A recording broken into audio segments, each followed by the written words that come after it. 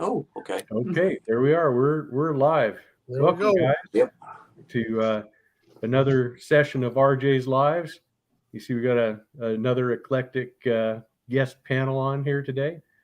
So just wanted to say hello to everybody in the chat. Here we go. JW, do you want to do your big announcement on your live streams and all that stuff? Big announcement.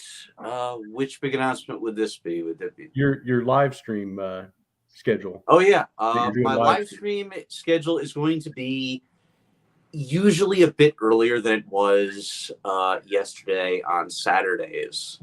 So that is going to be something that's going to be regular. I do hope to limit myself to about 2 hours. The other one went 3 hours plus, just because there were, I think, 2 people in for the first 2 hours. Then I started getting people in the final hour, and I'm like, all right, well, I'm here, so might as well stay on. Yeah, sounds good. And then I didn't know if you wanted to share the other news, because you did yesterday. No, that's anybody okay. that doesn't know. I lost my father yesterday. He passed away at 1:36 p.m. He said earlier this week to keep on doing what I love, and that's live streaming is a part of that. So I'm going to keep on live streaming. Yep. Sorry to hear that, man. Sorry for your loss, buddy. Absolutely. We have our condolences. Yep, absolutely. Thank you very much. Thank you very much, everyone. Our condolences, our prayers, everything, so. That means a lot to me. Remember that you have a community of people here that to give you support and to help you.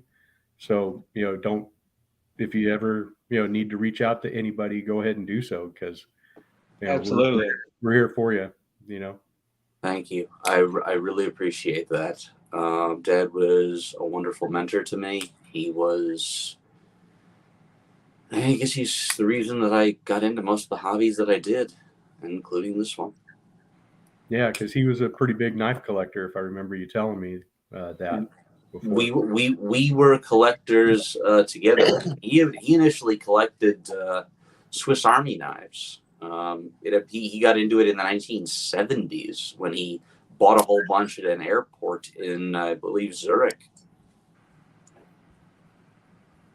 That was his introduction to knife collecting. Yeah. Bunch of Wenger and Victorinox. Yeah. He bought 2 Wenger and 3 Victorinox, I believe. Okay. Well, let's get on to cheerier subjects and bring your spirits up after that. Let's see. Tom, do you want to go first? Do you want to show us something? I got something to show you, though, too. Yeah. I was actually fortunate to catch JW's live yesterday, and we were discussing some electrician's knives.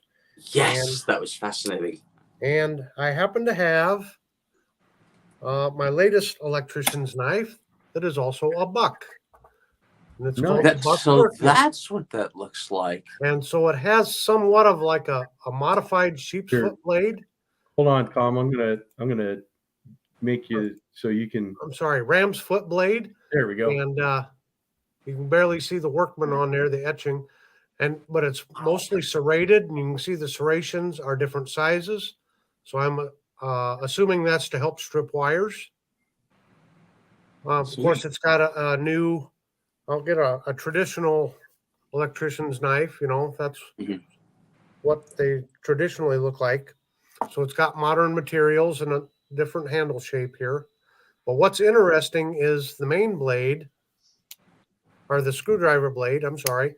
Has a pretty, standard screwdriver blade. But what's interesting, instead of a liner lock, it's a lock back, which you would expect Buck to have. Right. That is really cool. Yeah, really, really cool. And as a matter of fact, I think I may own the competitor to that. Okay. Which is to say, this. Hold on, I'm getting it out. Here we are. Okay. This guy. This is the Gerber PK3 Handyman. So what the PK stands for is Pete's knife. It was designed by Pete Gerber. So we have our ordinary, no. Oops.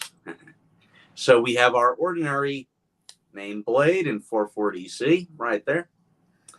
And of course, it just looks like an ordinary Gerber PK1 if you sticks out the back, or a PK2 if you've got the liner lock. But you just fold it in, and congratulations. Whoops. I get these two blades confused. All right. There is your screwdriver blade with a liner lock on it. And interestingly enough, they did not add an edge to this. You can add the edge yourself. And by the way, that was how they advertised it. They said if you wanted to leave it blank, you could. But on the other hand, they made it very easy, as you can see on here, to kind of give it a chisel grind where, just giving it one edge right there. And of course, there's your screwdriver, which is going to be in place no matter what. Pretty neat. Yeah, this one was made in, I believe, 1979. I can actually trace this one, the year that this one was made, because I have a receipt that came with this. Although I don't have the box, but I do have the receipt. So. Just real briefly, while we're on electricians' knives, I did get this Ward's. I'm assuming it's Montgomery Ward's electrician's knife. This is my second one. I have one that's in pretty good shape, but you can see here where this one is really worn. This knife was used, and I'm looking forward to try to get it cleaned up and see how well I can get it looking to the other one.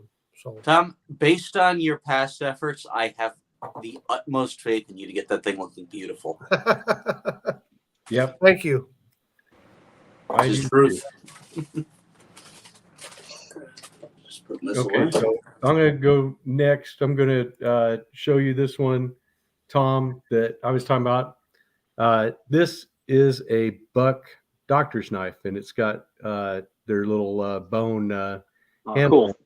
Cool. Very nice. Fascinating. But you were asking, what's a doctor's knife if it doesn't have the spatula? This one does not have the spatula. So a doctor's knife without a spatula is called a scalpel. Yeah.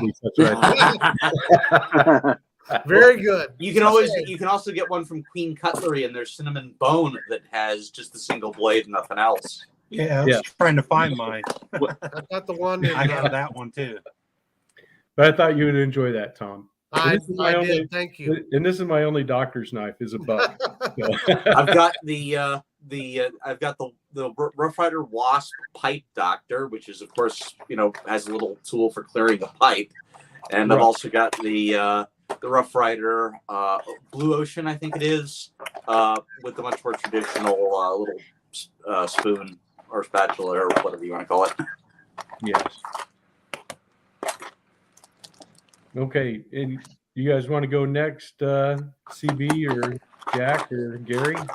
Yeah, that's fine. I've got a little knife here that I've had since I was a kid. My dad gave it to me, and maybe you and Tom and JW can help me out.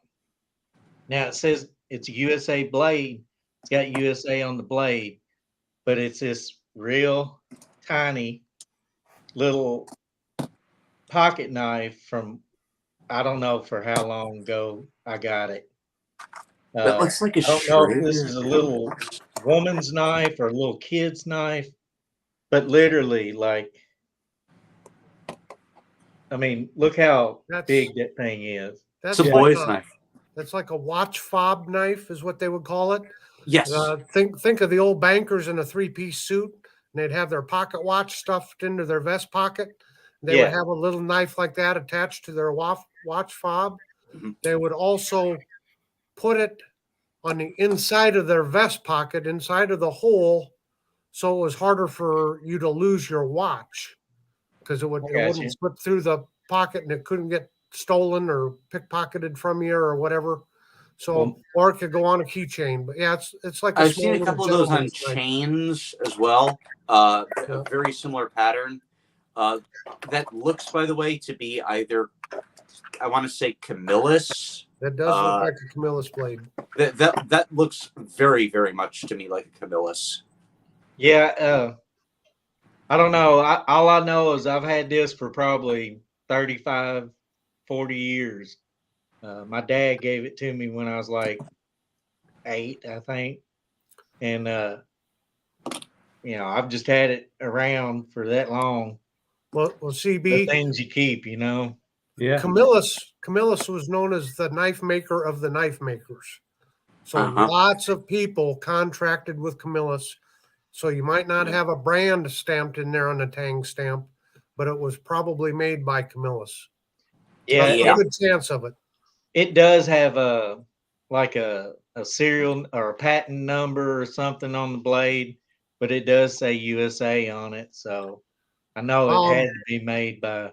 If you could take a picture and email me, my email address is on my about page with that patent number. I can see if it matches up with any knives I have with that same patent number. Okay. And then we might be able to trace it that way. Or you could look Okay. through the U.S. Patent Office. Or They through the actually Patent list they list everything. I'm not kidding. There you go. Yeah. And Yeah. they also say who filed it. And if you find the name, well, you can find if the employee's name is like not Smith or Jones or something. Chances are you can probably find out that they worked at Camillus or Schrade or somebody like that. Yeah, that's these kind of knives that you guys are on top of this stuff. I'm more of the modern knife type guy. I've got like everything my father had, my grandfather had. Y'all talk about these a lot, but this is an original Buck 110 that Oh my yeah. dad got Nice. Oh yeah, back in yeah. the 60s. And he's sharpened it so much, it's actually a recurve now. I That's don't a know pretty- if y'all can tell it, but in the blade here, it's actually got a swoop. He's sharpened That's you it can so see much. it. That's in pretty darn good shape. If you're ever 440 too. It's good steel. CB, if you're ever interested, you can send that into Buck and they'll replace the blade for $10. And they will send the old blade back with it.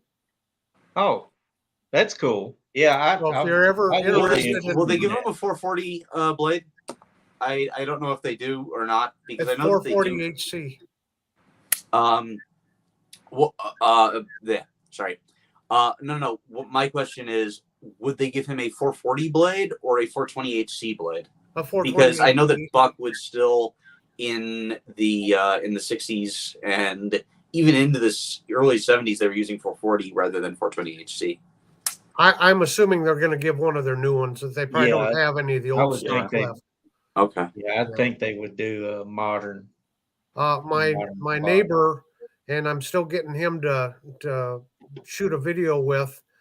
His brother passed away, and he had a Buck 112, and that blade was just chewed to bits. I mean, he used that was a hard use knife. That I imagine they probably would give a 440 blade to if Yeah. it was old enough because they're producing 440 blades for the Buck 112 this year. So He sent it in and got a new blade put on it, and then for like $8 they can give it a spa treatment. They buff it all out and everything. So Buck has a really good program on that if you're interested. Yeah, I'll check them out. I'll check that out for sure. He'd enjoy seeing that too. There was a question here in the chat. It was, does anybody know about Shapley brand knives or Shapley? I don't know how you pronounce it, but it's SHAPLEIGH. other than they Never heard of existed it. from the 1840s to the 1860s, the answer would be, and they were a St. Louis cutler, but that would be it. I don't exactly know what patterns they manufactured, but I do know that they were located in St. Louis, and you're looking at somebody who is from the 1840s to the 1860s. I believe they changed their name ultimately. Well, there's your answer. He's the only guy that knows anything about it. I thought it was probably a new one at first, but yeah, I've never heard of it. No, I thought very, it- very old. We're Yeah, I talking thought it was probably very old. a British maker. I didn't know it was American. So yeah, I don't know anything about them, I must say. I'm guessing they probably picked the name and spelling because they probably wanted to sound like, yeah, we're from Sheffield, totally. No. Yeah, Because maybe. that was actually a big thing that you do see on, at the very least, fixed blades, because I went through a little bit of a phase with really old Bowie knives, really early ones, and you would see knives that were made here in the US that actually said Sheffield, England on them. How's that for cloning? This is the only doctor's knife I have, and that was what you're talking about earlier. Oh, the Queen. Bladed, Yeah. the That's Queen. lovely. That is a lovely knife. I got the idea to buy that based off of Pete. He was showing it one time, and I bought it. Oh, and That's really Tobias, nice, Gary. Tobias says that Shapley was a hardware store also. Really? Oh, that might have been there. Tom wants to know if we're all gun guys too. I am. I am. Yeah, I think so. Very, very much. Very Yeah. much. I literally work at a I gun have- shop. Probably. I'm going to if school you're to not be a a gun- gunsmith, if that tells you anything. Yeah. there you go. Okay. Then CB, you and I, we have some. We have something to. We have something in common. Then. Wait in line there, JW. CB and I got something to talk about then if he's going to be gunsmithing. So Okay, Hey, but I just wait, want to add wait, my wait. own 2 cents in case Wait. whatever he says is contradicting to what I am saying. He might have a customer, so you guys stand in line. I have fixed firearms before. The first rifle that I fixed was a gentleman who lived right near RJ. It was a Remington 860 Game Master. Remington 860 Game Master in 30-06. And he was having issues with his magazine, so I just said, all right, send me the magazine, and I fixed it. Yes, budget guy, please do make a video on your Shapley knife. He says he has one from the 1860s. we'd love Yeah, to see that would be cool.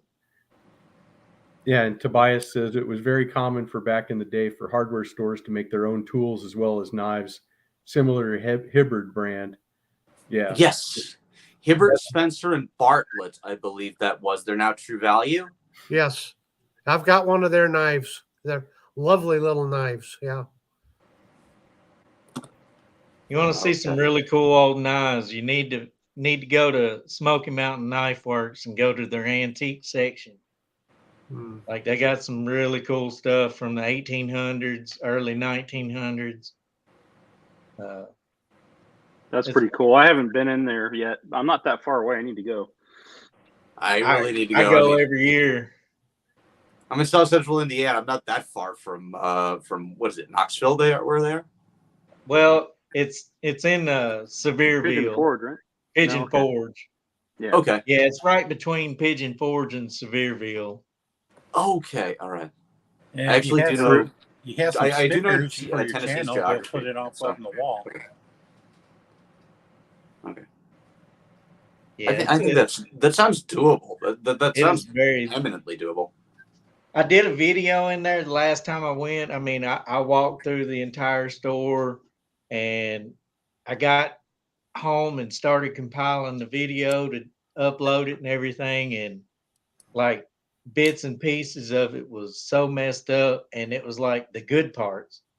And it was so messed up. Oh, It just wouldn't download right. So I'm going to do it again this year when I go back.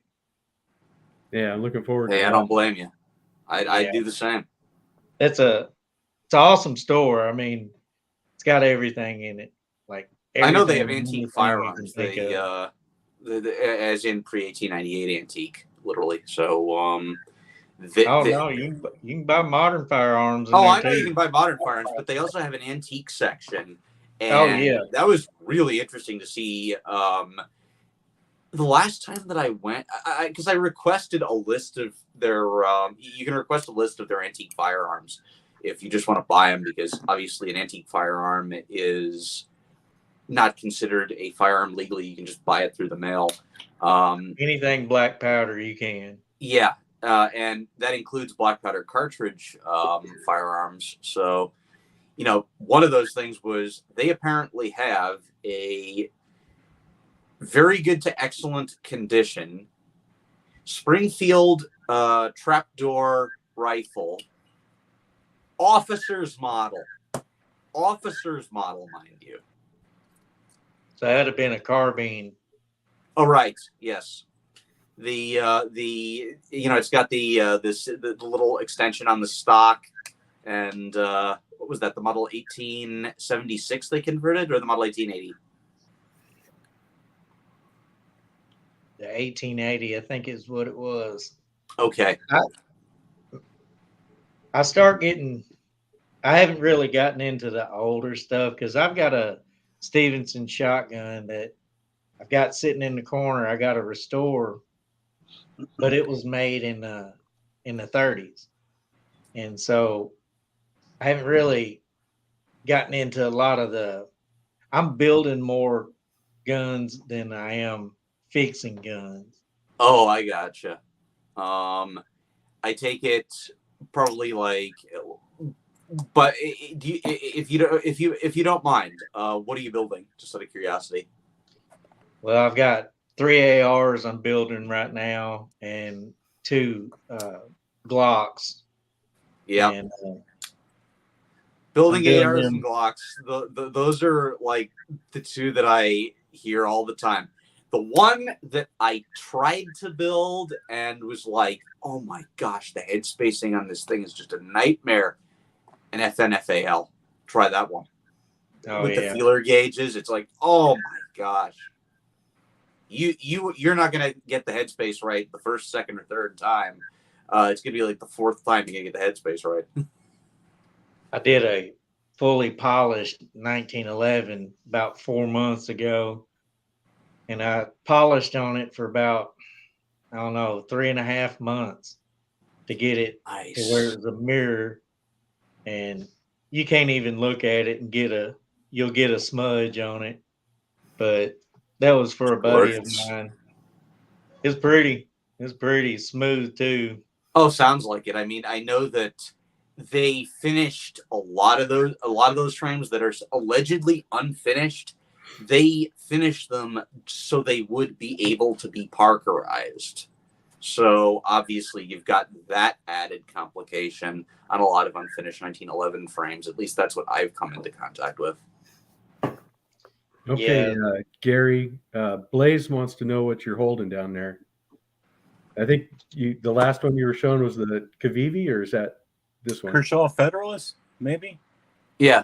Is that what he was asking? I was trying to read the chat too, and so I took Yeah. Here, let me bring it up so everybody can see it nice and close. So Go ahead and tell this is a double T-tent knife. It has a half stop, but it doesn't have a bar, a spring. What do you think of that one, Gary? I've been on the fence with it a few times, picking it up. I like it. I don't. People fear that it will close on your hand. I mean, because it's a double detent.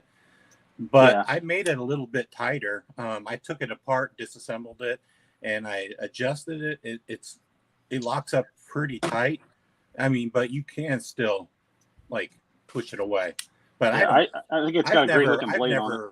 I don't fear slip joints. So I've had tons of slip joints. I just never had the double detent one. I still have not yet to. Yeah, I've heard. Get one in hand. I watched one video. That guy, a video I watched. One guy said it was easy to break the detent, but so I took it apart and then I bent some things and it locks up much tighter. So nice. But I've got one in my hand right now, I can confirm to you that mine is all factory. This one was actually pretty early, like right after they announced it. It's pretty good here. Yeah, Um, I bought mine right away too. I think it right when it came out, but I took it apart because I wanted to take it apart and look at it, but then I messed around with it. So It's perfectly fine. I mean, as far as yeah. By the way, it's a very easy knife to take apart. I mean, if you look at, we're not dealing with like 8,000 screws here. So right, Oh, that's nice. and if you want if it's you want to just just two take it apart to screws. maintain it, you can do that. these are what you call it? Maybe the nuts for the screws. These aren't screws, so Yeah, the back these side. are the screws, and these are the I guess you could say Chicago screws because they kind of just screw right into them. Yeah. Um, The only thing I was disappointed was with this piece is plastic. yeah, the little FRN thing Yeah, on the or back. yeah, The back spacer. Yeah. but I like the pivot design and everything about it. I just like the blade shape. It's a great beater, and and it's if and you it was sharpen made in the USA too, so it's a Yeah, that's plus. cool. Also, Yeah. if you've sharpened 154 cm, Yeah, it is 154 super cm, yeah. easy to sharpen. It's not gonna you're not gonna be just grinding away at it for 20 minutes getting absolutely nothing done. Yeah, 154 cm is a good steel. Exactly. Yeah, This is I don't mind CPM it. We got of this 154. Concept Fusa, and it's in 154 cm. It's a slip joint. This is a really nice knife. I figured y'all'd like it. It's got jade scales. What I call Oh yeah, Concept is Gentleman's such an knife, underrated brand. I am a huge fan of Concept. I have to say they're that making some good stuff. I don't know what happened to the hype Yeah, that they this is the had. only Concept I have. So Like Yeah. they had they came out with the Main Street, and everyone was like, "Yeah, they're going to be just as good as Kaiser." And then what happened was, it was like Well, every reviewer probably- just all of a sudden lost interest. probably doesn't help that all these manufacturers have pumped out so many different models. I mean, Civivi alone, I can't even count on how Well, many they've released. And now, they got Syncut to where Sencut, they can just pump out a bunch of low budget production knives. yeah, And basically what they're doing is the same thing. It's just in different levels. You got yeah. Well, Kaiser, those guys that created Concept, that was the team, that was the lead designer. I was Kim just talking Ning. about this the other day. Yeah, Kim Ning. yeah. He basically created a whole other team aside from them. So I haven't yet to get. Yeah, they're pretty nice. I haven't experienced a Concept yet. I do like the slip joints that they have. I was looking at those. They had a couple different ones. Not that one that you just showed, but I can't remember the name of them. But I was just looking at it online the other day. I have all three Corvids. I have the Mini Corvid, the Corvid Medium, and the Corvid Yeah, XL. Corvid. That's what I'm thinking. Really like those. Good looking blades. So- Those are. I think the Corvid XL is just insane, crazy blade. But you know what? It's fun. I like the big blades every now and then. hey Didier, I've only owned this Concept, and that's it. I Is have that- That's Is that more the than- Shikari? this is the Fenrir Concept. Oh, the Fenrir. Is designed by Sparrow. Oh, thank you, Pete. Thank you very much. It's a thumb flipper and it's a front flipper. Okay, I remember the blade now. Yeah. Yeah. Okay. Yeah, that does look familiar now. It's like a nice harpoon shape, and this one is Damascus. So Oh yeah, it's a pretty good looking knife. Yeah, Yeah, I like is the that blades, Damasteel or is it homegrown? this is titanium. All the titanium body with a little G10 on the top. If I had to guess, that might be Damasteel then. the Damascus blade. Yeah, it's probably Damasteel. I think I asked them, I wrote to them or emailed them, and they said it's made from, oh, I forgot. I think it's 440A or 440C, and yeah, I don't remember. Maybe 14CN. I don't really remember. Damasteel's concept is RWL34. That's the main ingredient in Damasteel, which is a Swedish kind of they're kind of like the Cadillac of Damascus, with the Rolls-Royce of Damascus being something called Damacor. That's LC200N based. But anything that is that's 14C28, that is fine for Damascus. Similarly, Civivi Damascus, that's 9CR. Yes, Artisan Cutlery. it was 9CR and 440C, a mix. Okay, gotcha. Yeah, you brought that. That reminded me, 9CR. That's what they told me. 9CR Damascus is perfectly fine. It is going to hold an edge. I mean, if you've worked with any sort of Civivi or Sencut with that type of heat treatment, it gets a good heat treatment. So there you go. Okay, It's not something you have to worry about the edge. We had a question from the chat. They wanted to know what Leathermans we carry. I know all you guys probably carry a Leatherman. Oh, I'm a Leatherman collector. No, hold on just a second. Let me get Tom. Let me get Tom up here. Okay, I got my Tom. Leatherman in the other room. I don't Yeah. remember what model it is. I'll get it in a minute. This is a recent find. This is a Morley, W.H. Morley, and they produced these knives. They stopped in 1927. So it's either between 1905 and 1927. It's not going to show it, Beautiful.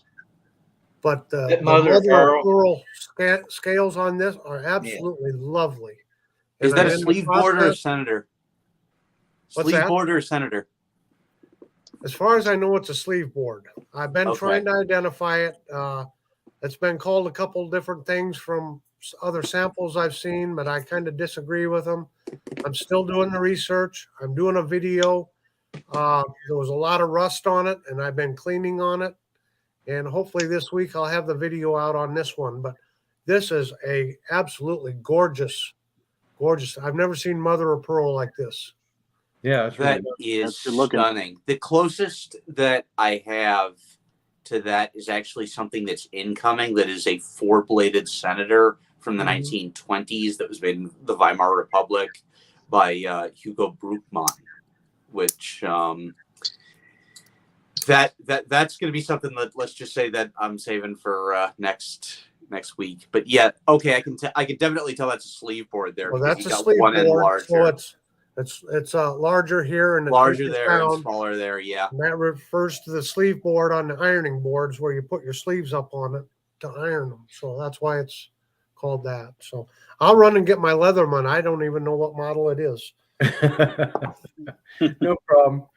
No Yeah, mine's not in the That's- same room I either. love that sleeve board. That's an example of a deluxe sleeve board. That is really Okay, just so- spectacular. Let's go with CB. He's got his with him. So go ahead, CB. Let's talk about it. So I carried the Leatherman P2 free or Leatherman free P2 for a long time. And I upgraded to the free P4. Well, I gave my wife the Leatherman P2. But then I got the titanium charge. This has a S30V blade on it. I really like this one. It was an expensive one, but this was pretty nice. But I carry these. I switch these up every week. I usually carry the P4, and but if you want to watch my channel, I'm going to give away a Leatherman Signal. Sorry, Leatherman Signal sometime this month. And these things are pretty nice. It's actually got a hammer head on the end. They lock in. It's got a little lock there to be able to open it. but I'm actually giving this Leatherman away this month. I think it's pretty nice. But yeah, I like my Leathermans. I carried a Gerber M600 when I was in the Army. They issued them to us in the Army. And I was telling RJ before we went live that somebody 2 Humvees down needed some help. I was working on this Humvee. So I set my Gerber down on the tire and I walked 2 Humvees over. There's one right in between us. And to help this guy for about 5-10 minutes. It didn't take long at all. And I walked back around and my Gerber was gone and I never replaced it. Well, I used it a lot when I was in the Army, but after it got stolen, it just kind of went to the back of my head. Well, I got that free P2 and I was like, how did I ever live without this thing? I used this thing every single day. Like, it didn't matter if it was for the knife or a screwdriver or the pliers. I ended up using it all the time. And so that got me on the Leatherman kick. And they're just great to have. If you're carrying something like an expensive knife and you don't want to mess it up, you just pull out your Leatherman. I mean, this has got a free replacement for 25 years if it breaks. These have a great warranty on them. This S30V blade, if I break it, I can send it back to Leatherman and they'll fix it. So yeah, Leatherman's warranty is great. I didn't even know they made an S30V blade on one of their multi-tools. That's the titanium charge. Leatherman Charge plus TTI, this one. Hold on a second, JW. Let me get But Tom. I want to give Tom first. Just real quick, I think this is one of the cheaper models. This is the Sidekick. Oh yeah, those are The great. Sidekick and the Wingman are kind of sister models. They're both really nice, especially for what you pay for them. It's nice, but I've hardly ever used it. I've got a Gerber that a friend gave me, and I've used it quite a bit. I've just never had the occasion to use this Sidekick much. But that's what I have for a Leatherman. Okay, so I'll tell you how I got into Leathermans, which is actually kind of weird. Originally, I had a Gerber center drive, and the outboard driver fell off. So I sent it back to Gerber in accordance with the warranty, and they sent it back, and the post office had mishandled it a little bit, and it was falling off. And I'm like, can you guys fix this? And it's like, it was like, I don't know. There was no real feeling of a lot of quality there. By the same token, though, I had picked up a larger tool, and that tool was this. My Leatherman Surge, which I had planned to do maintenance on my Lionel O-gauge layout with. And I figured, why not try this and see how this holds up? This thing has survived a fall off my balcony. Granted, not onto a hard surface. It fell onto hard packed dirt, and it actually quite went in like this much. But, I pulled it out, cleaned it out, and it's still working great. I've used this for just about everything. This is my around the house Leatherman. But I've got others that include the Leatherman Bond. I really like carrying this one. This is actually a non-locking one, but it's very, very small, very slim in the pocket. I have, this is a specialized one. This is the Leatherman Crunch. This one actually has vice grips rather than pliers. That can prove rather important if you just have to keep something in one place. And also you can unscrew this here, and you get a box wrench. So you can also put ordinary 1/8 inch bits in there. So Now that's the one you can also put the T-shank in it too, right? yeah, you can. Yeah. You can also, as mentioned, I have the Charge CTI. I've got the rebar right here. The thing about the rebar that I would probably recommend to most people, because that's, at this point, I would say it is a better value than the Wave. One of the things, and one of the reasons why, is actually going to be a little bit strange at first, but this number 2 Phillips screwdriver. If you put there's a little adapter kit that you can buy. You can slip it over the screwdriver. There is a bit kit that Leatherman sells, and they just have a ton of proprietary bits. And you can just I keep have ordering. bit kits. I use them every day. Yeah, Bit kits, yep. And, you know, a lot of people think, well, okay, you know, you have to have one of the built-in Leatherman bit kits. But no, you can actually just slide it right over the number 2 Phillips screwdriver on the rebar. And that really impressed me. I've also got some smaller Leathermans. Dieter Victorinox is, you know, they make everything good, you know, so A that's why PS4. people like them as much as Leathermans. Yeah, I don't have my Leatherman Wave, but I got the Victorinox Spirit X, the MX, I think, with the clip. That's what I got right next. And I think at that point, it's just whether do you want it USA made or do you want a reputable company like Victorinox? Because either one of them they're great. Like, I don't think you can go wrong with either one. The oranges.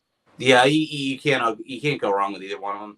The Swiss Tool is the Swiss Tool and Swiss Tool Spirit are definitely the Leatherman competitors. But if you get into, for instance, keychain multi-tools like this Leatherman Micra here, I would say Victorinox doesn't really have anything that's competing with that. Because again, this is literally a scissors-based multi-tool. Well, you're talking about a company that just focuses on multi-tools versus a company that has a knife division and a multi-tool division and this, you know. Exactly. Even though Victorinox is a really great company, you know, all Leatherman focus on is multi-tools. So exactly, one this big and it'd be great. Here are my juices. This is the CS4. This is the XE6. These were actually meant to compete with Victorinox directly. But of course they do have one secret, and that's that they're pliers based. I'll show you that right here. By the way, the pliers on these things, I love the ergonomics on the pliers. Just great. Kind of small, but hey, if they're ergonomic, that's what counts. Yeah, the one thing I would say about the Victorinox is that, in my opinion, because they're all multi-bladed, they're all multi-tools, because each one of those things has a function or a different function. So in my mind, it is a multi-tool company. And also the other thing you can say about them is that I've never seen a bad one. You know, I've never heard anybody say they got a bad one. So, well, I mean, you know, their QC is off the chart. You know, they definitely. In the early 1900s, if you wanted a good clock, you got one from Switzerland. So yeah, exactly. Let's see what Tom's got. Oh, there. what's Tom got? Okay. Here's a multi-tool. There you go. Back in the day. This was an Imperial, and I'm trying to, I can't remember the line of knives these were. Hammerhead? Yeah. This is probably from I think the 1950s.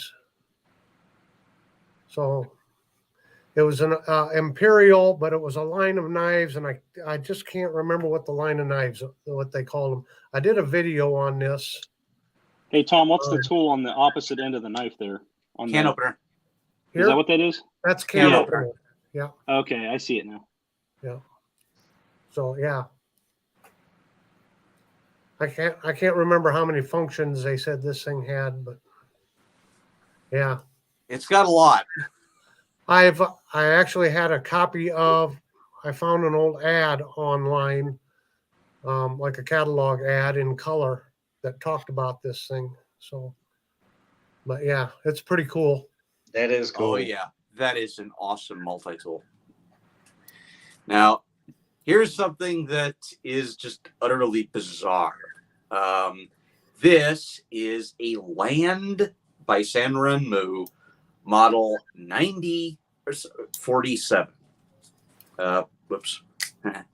Okay, so we have our blade, which, as we can see here, is kind of chiseled ground. Obviously, you've got a Tonto blade right there, although that's basically a Besh wedge.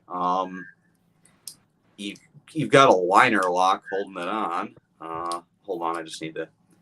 And you have a lock that locks the lock, if you know what I mean. So you've got a saw blade, which is liner lock, right there.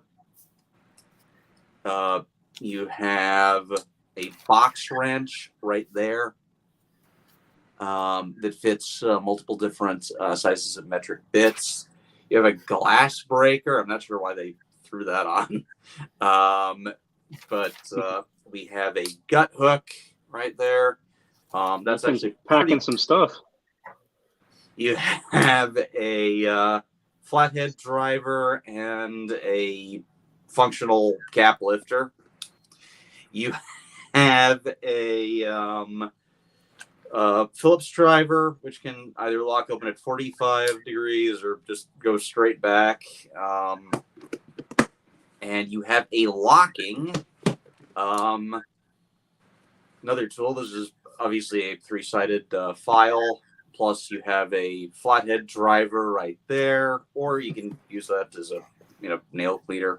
You've got a little file right there, and up here you actually have a ruler. So, you know what's funny about all these multi-tools is back with the one Tom's holding back then, you had to have a bottle opener. But how many actual manufacturers of drinks and stuff do have pop top bottles anymore? Yeah. I don't understand how they keep putting that on these multi-tools. Even on the cans, you had to have a can opener. Oh yeah, you didn't have pull tabs. Right. So I found my notes on this knife, guys. This is from the 1959 Imperial catalog. It was called Small in Size but Packed Full of Usefulness. It was from the Jack Master line. It was a 6-blade all-purpose knife. The handles were assorted red and simulated pearl plastic. Bolsters are of a polished Nuloy, is what they called it. And then their slogan was, there was only one Jack Master line. Ask for it by name. And a price for a retailer, the price for a dozen of these was $6. So these were 50 cents a piece to the retailer. Wow. And was that made in Ireland, Tom? No, these were USA. They're USA made? Okay. Yeah. Yeah, because Byron was asking that. So yeah, this is Jack Master line of Imperial. So that's pretty cool. There is Usual lobster particular. claw. Oh, sorry. Okay, Zen. That was a nice one. I don't know if you guys heard that. Zen said, speaking of tools, he's not sure he's familiar with everybody on our panel. So so let's How you doing? You guys all know me. CB Tactical. He is got a great channel. In fact, he is the one that made this awesome Kydex sheath for my old timer. Wow. So Nice. he made that, and I'm so grateful for that. And he sent me some other things. I got some stuff that CB has shared with me, and he's an awesome guy. Check out his channel for sure. I need to subscribe to both CB Tactical and Suburban Jack. Yes, and go ahead, Jack. I'll let you give your own introduction there. You haven't been talking as much as everybody else. Yeah. Yeah, I'm my name's Jack. I'm I was formerly Suburban Tactical Nation, but I changed up the name kind of took focus off my channel and kind of was over on Instagram adding all kinds of stuff and messing with photography. And ever since the COVID, everything got kind of turned upside down. And then with my work and my job, my career, my wife, we also run a small e-com business. Plus I'm working full time for the city. So I really didn't have much time to focus on my channel. So I'm trying to pick that back up and getting more content put out there. Still doing knife reviews and all that stuff. So yeah, you can. I look forward find to me I under- look forward to seeing it. I Yeah, may Suburban have Jack- seen Suburban Jack on your EDC. Instagram, Jack. Say Maybe again, you I'm made sorry. a video on your Instagram for Halloween. No, I don't think I did. I remember did, seeing your face on somewhere, like Instagram or YouTube. I don't remember. I did I just became an affiliate for Blackbeard Fire Starters, and I did a Oh, quick okay. little video on that, Okay, that- demonstrating. No, Jack. Oh, affiliate. okay. Oh Gotcha. no, Jack. Ah. Oh no, Jack. I sell quick survive fire starters. Yeah. Okay. So I don't sell Yeah, any I've been- fire starters. Lucky me. Yeah, I mean, there's plenty of them out there, that's for sure, and you can make your own. Everybody knows how to do that, but yeah. I've been using it for a while, so I said, what the heck. Yep. And then, of Yeah. course, everyone knows Tom from Knife Delights, my original co-pilot on this adventure of going live. And Right. definitely appreciate everything you do, Tom. He's got Well- great channels with Knife Delights and History Delights. You want to say anything else? Go ahead. Oh, I just thanks for having me on, RJ, and it's great to meet CB Tactical and Suburban Jack, and I'll get subscribed to you gentlemen there. It's wonderful. There's so many great channels out there. It's nice to meet so many neat people, and just been having a blast with everything. So I will plug History Delights. I just spent yesterday most of the day out doing lots of filming, so I've got one new video up and working on some local history. So if anyone likes history, why check out History Delights. I even took you up on the suggestion Nice. in the traveling knife, Tom. That was a fascinating suggestion to make. Don't worry, I will reveal it, but when the video goes up, which is Sure. going to be probably a bit later, either today or alternately tomorrow, one of the two. Okay, great. Oh, and So- I need to say hi, Gary, too. I didn't mean to leave you out, Gary. Sorry. Oh, that's fine. Well, go ahead, JW. We know a lot about you. You're an encyclopedia of knives and guns and gunsmithing and German pronunciations and all kinds of good stuff like that. I can also speak Ukrainian. Oh, there you go. Which could be handy in the coming months. I sincerely hope. I sincerely hope I don't have to, but yeah. So yeah, I am JW Greenbaum. That is my actual name. There you go. And I just collect anything with an edge on it. But I am partial to knives that are historically significant. Just to give you one example, this is the original Spyderco Endura. As in, this is the Endura 1 right here. It is new old stock. It is in beautiful condition. So, yeah, anything that is historically significant to me that's going to get me. And also anything that, I love looking back at history because history, much like Tom, is one of my passions. I am a history major, but I also majored in marketing.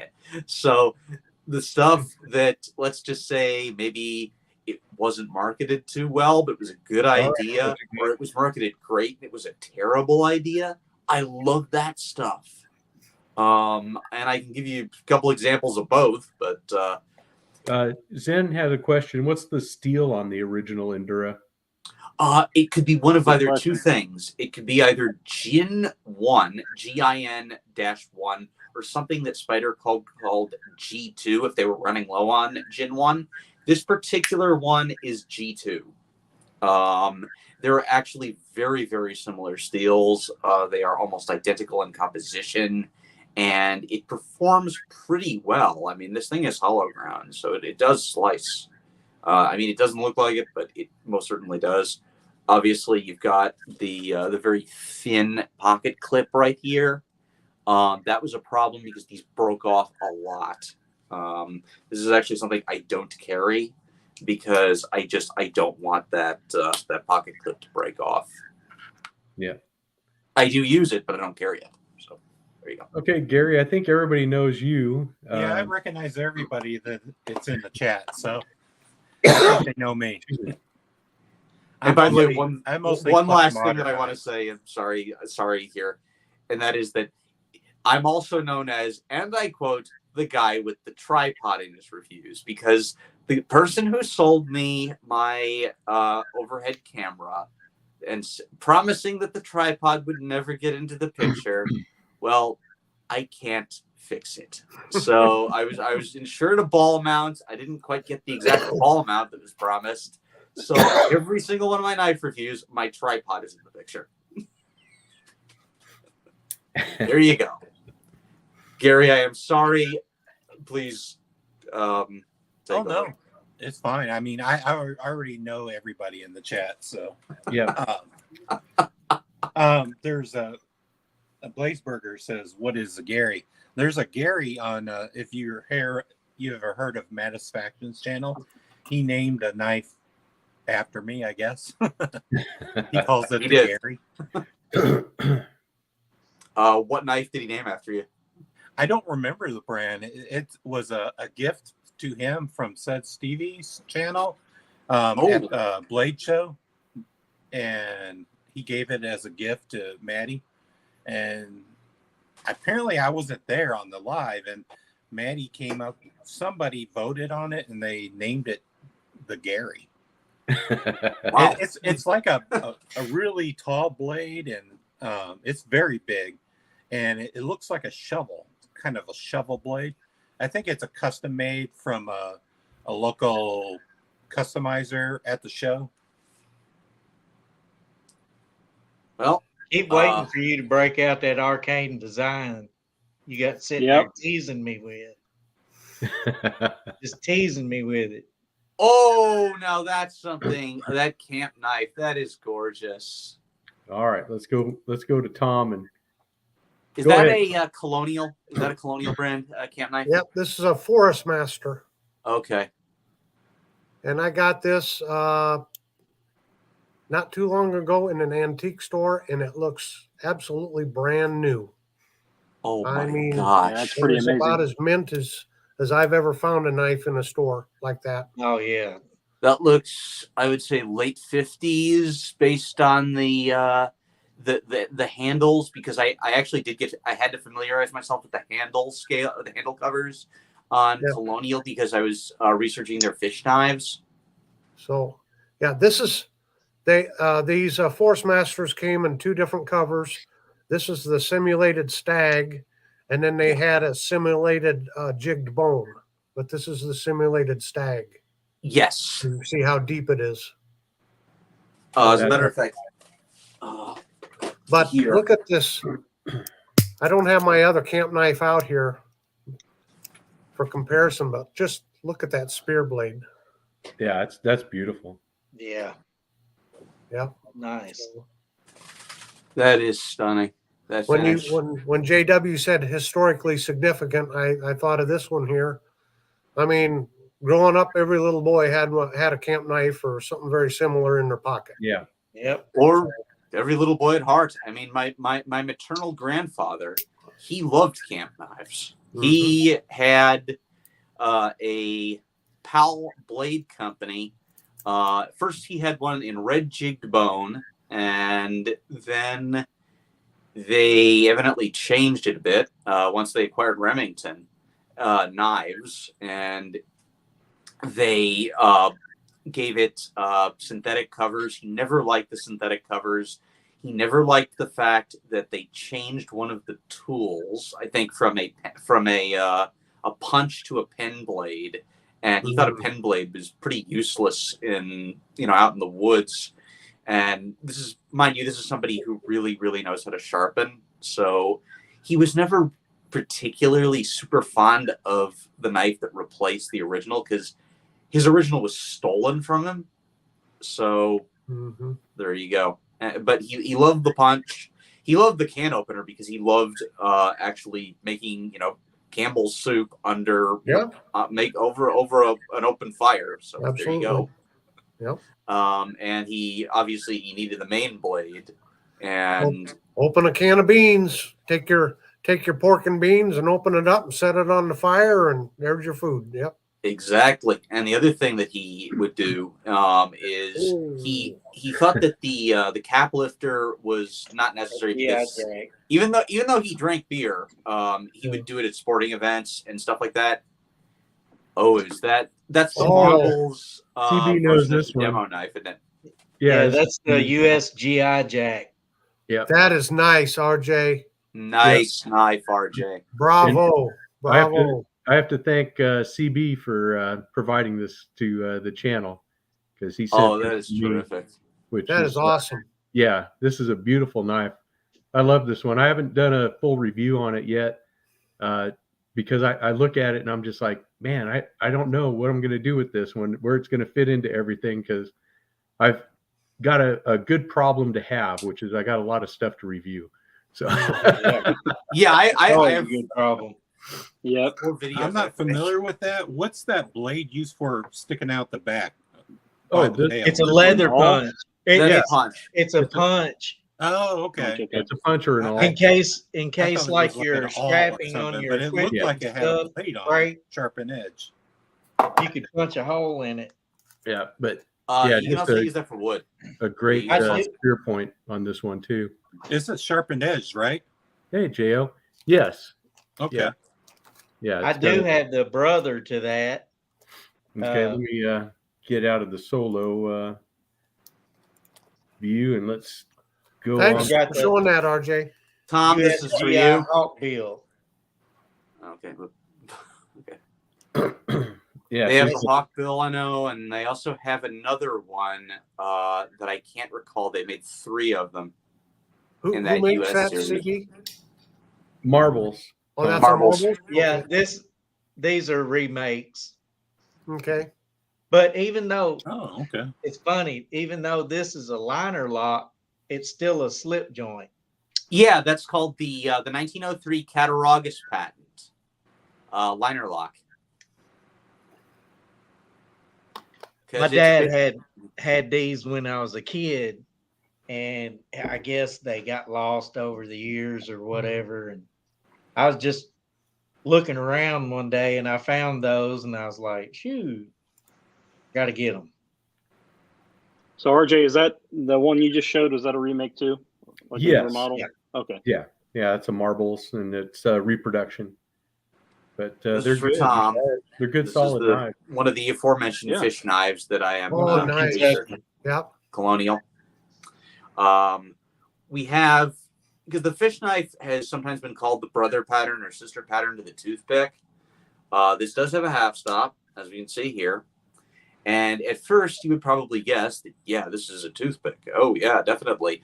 And by the way, it's got some great blade steel. I don't know what it is, but it seems to perform like 440 series. It is stainless. Nice snap. But we've also got another blade here, which is this. And that, by the way, does not have the half stop. We've got a fish scaler right there. We have a fish hook disgorger. And we have a cap lifter right there in case you want one. Okay, well, let's say you're going fishing and, well, you want a cool one and, to refresh yourself afterward. But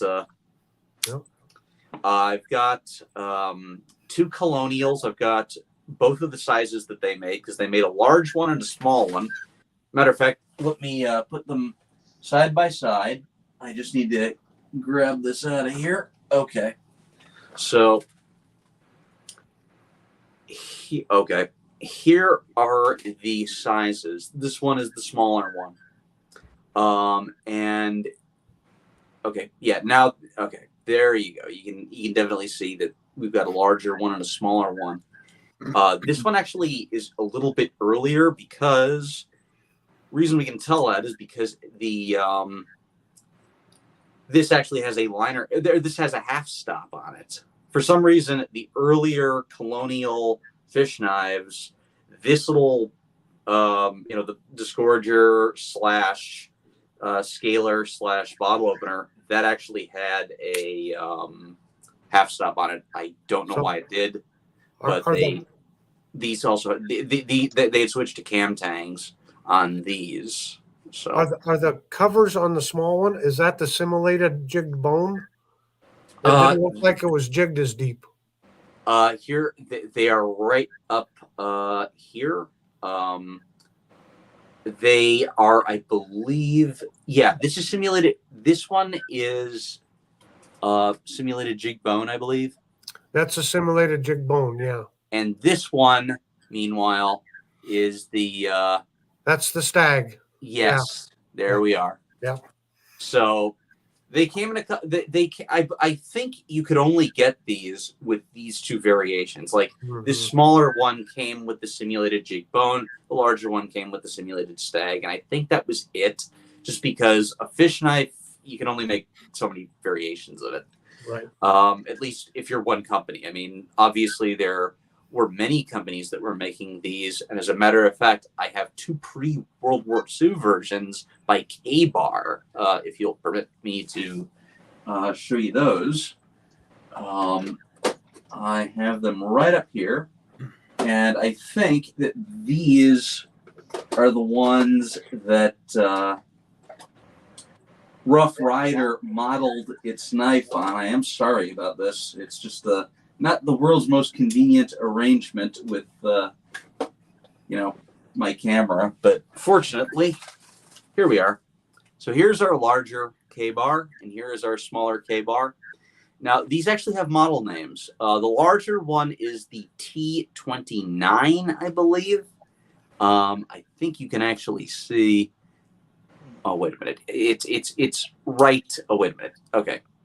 Yeah. Okay. So here is T29. Unfortunately, I don't think we can. Oh yeah, no. You can see that Just now. a little gleam, yeah. T29, and then they did the T75. This one is actually a little bit earlier, as far as chronological manufacture of both of them.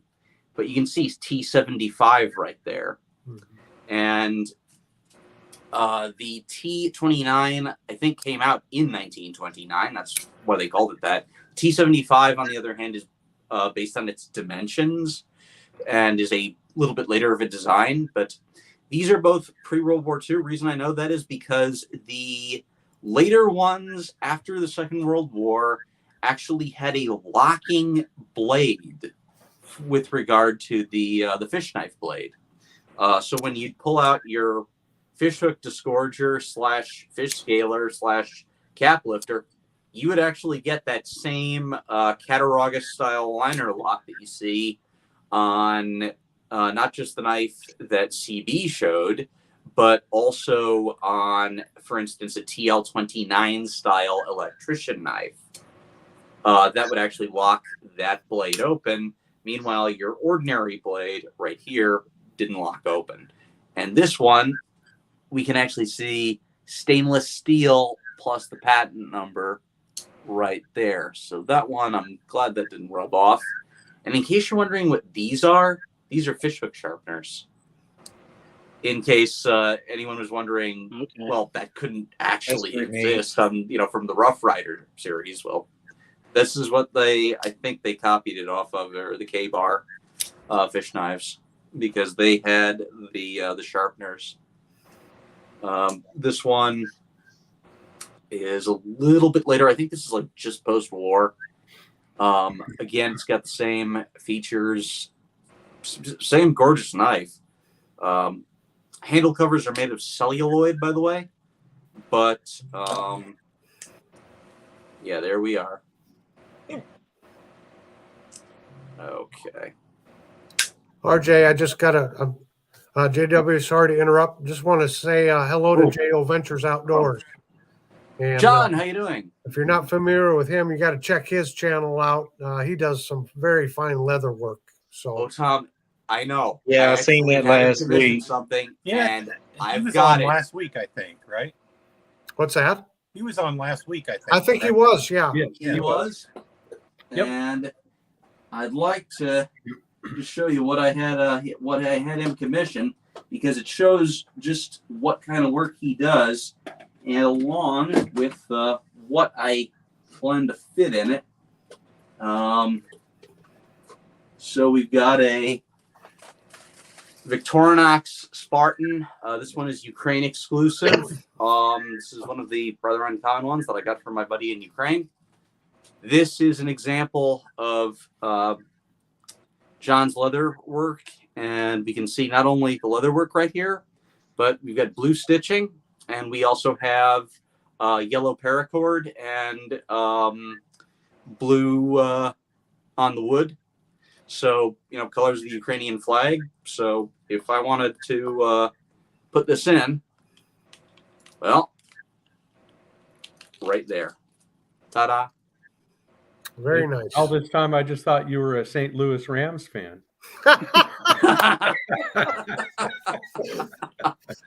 Wait, aren't they out there with you, RJ? No, I don't. Heck, I don't follow that stuff anyway. So, Yeah, it's Los Angeles Rams now. they were when I was a kid. I don't know. Then Yeah. they moved to St. Louis, and did they move back? I don't know. Yeah, they moved Here- back. Did they? Yeah. Yeah, I don't even know all that stuff. Oh, there you go. I just thought it's time for a fixed blade. It is. It's Oh, almost that is time for a lovely. fixed blade. That is lovely. And I got one to show you too on that. But go ahead, Tom. Oh, Go ahead and there you speak go. about yours. This is the Rapala, and it was a special series of them they came out with the traditional. Play. I can't remember what the wood handle is, but it was a series of knives they came out with a few years ago, and so yeah, just a very nice small, almost like a bird and trout knife, very thin, so you can almost use it like a fillet knife. So Yeah, I was going to say, it looks like a fillet knife. Yeah. Fish fillet. Yeah. it's not. The It's reason not. I thought that is because I got a Rapala fishing kit, Uh-huh. and it's got a fillet knife in it. Looks kind of like that. Yeah, but this is a hunting knife. It's not as flexible as a fillet knife, but it has some flex in it. So it's meant for skinning small game. Yeah. For instance, let's say birds. And birds. Not quite upland game, but maybe a little bit bigger than that. Yeah. Yeah, and I just picked this one up just last night. Oh, nice. It's got the Nice. little fish on it. Yeah, this is Walmart special. But your J. Martini from Finland. Yeah. It comes with a really nice leather sheath that has pretty nice decoration on it. But yeah, I thought this would be a really handy kitchen slicer, to tell you the truth. Absolutely. They make some fine knives. Some Yeah. very fine knives. Yeah, because I was planning on doing some barbecue after this live stream is over. Oh, gonna I get us need all to use a hungry, big huh? chopper for that. That's right. Well, you all come over. You're invited. I got plenty to cook. Speaking Just of let me get my teleporter barbecue, ready. is stuff we do in the chat. he's, I haven't he seen him thinks in the I chat. think he barbecues every day. I think he does too. And I really can't argue against that philosophy. It's a nice Well, little philosophy. Yes, My Jero, family- you heard barbecue, and yes, Jero, and I'm saving you a spot. You just need to get over here, son. I'll get you some We have a barbecue. 120-acre farm, and my family, we've been barbecuing in the same spot for 80 years. Nice. Oh, And wow. we do about 3 hogs a year, but we do it on the ground. We can't sell it or anything because of that, Ooh. but the ground is seasoned. We've cooked in the same spot for so long, like it's seasoned, and so we do about 3 hogs a year, like I say, but we'll split it up between the family, and that'll last us all year. We don't buy barbecue. All right, go ahead, Tom. Tell us what you got there. I thought I'd get one more of them in here. This Is that is a a butt? It's a Kinsfolk. And Kinfolk, the owner of Kinfolk was tied with the Case family. Yes, I'd heard And, that. This is now Case has come out with some Kinfolk knives using the tang from it, but this is an original Kinsfolk. I like And that. Wow. this beautiful yellow handle, Iowa Hawkeyes, you know. So interesting thing, he was moving right along. His factory was doing good. The brand was doing good.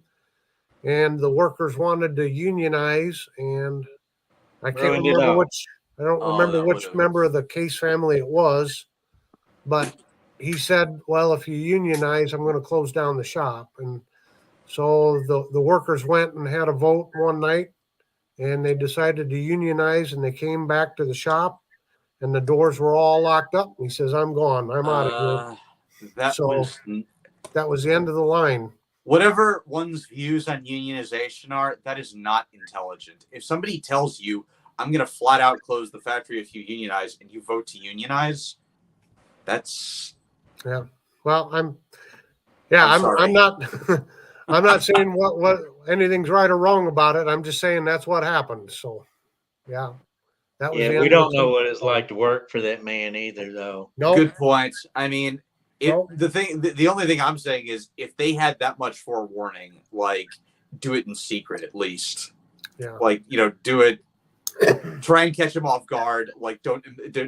announce it or something like that. yeah. the Like I very said, least. not saying right or wrong. I'm just saying that's what happened. So, Exactly. That's Yeah. kind of my point with Yeah. Tom is I'm not looking at this from a right or wrong standpoint. I'm just looking at it from a standpoint of why did they do that if it was announced. Here you Nice. go. There, RJ. This here is one from the Apex group. I'm going to do a review on it, but it's got this really nice Kydex sheath that you can carry scout style. But Ooh. this is a goat head knives. This is their EDC Hunter, a Nitro V blade, stonewash. Nice. Nitro V. Yeah, Nice. this is a really sweet knife. Ooh. Yeah, I like this one a lot. They're a little pricey though. They come in about $225, but Hmm. it's a custom maker here in the U.S. And I think we'll be hearing more about his knives. But definitely look for a review of this one coming up this week. But Yeah, this for is sure. a sweet blade. I didn't even know the Apex had fixed blades. Yeah, I I didn't know they had fixed blades either. yeah. Yeah, In there's a fact, lot of companies that are coming out with a fixed blade.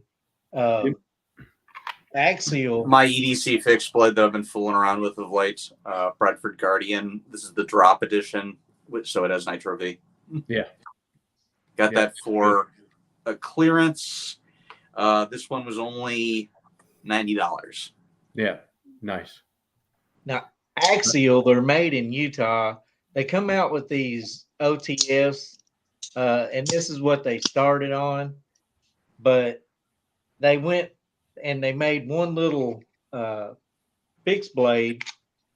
And this thing, I tell you what, That's I a good really looking like blade. it. Ooh. It's pretty elegant, it's small. Oh wow. And so a lot of knife companies are starting to come out with their own little versions of fixed blades. But I do have this one that I just got that I'm going to be reviewing here pretty soon. Oops. Is this Microtech SOCOM Alpha? Ooh. Okay. I just got this Nice. thing, and let me tell you, I complained about the first Microtech I ever owned because, they're expensive knives. It was this G12 Blade Show exclusive, and it couldn't cut butter. It couldn't cut hot butter. And so I was pretty disappointed with it. And I said I'd never get another Microtech. Well, I went and got this Alpha SOCOM, and that, I mean, this is the easiest cutting knife I've literally held in my hand ever. I love this thing. I had this review coming out pretty soon. I know But- a couple of Microtech fans. What I've heard is that they have really improved both their factory edges and their grinds. I think a lot of And- people were complaining about them. And I talked to Clayton at E-Knives, and he said that he had a bunch of people complaining about them. So he had called them, and I think it was just a QC issue Mhm. At the plant, but I think they got it under control now. I imagine it must be, because the Microtech Ultratech that I have, I mean, that thing can just that can go through paper like it's nothing. And we're talking phone book paper. So Yeah, That- this one, I don't know.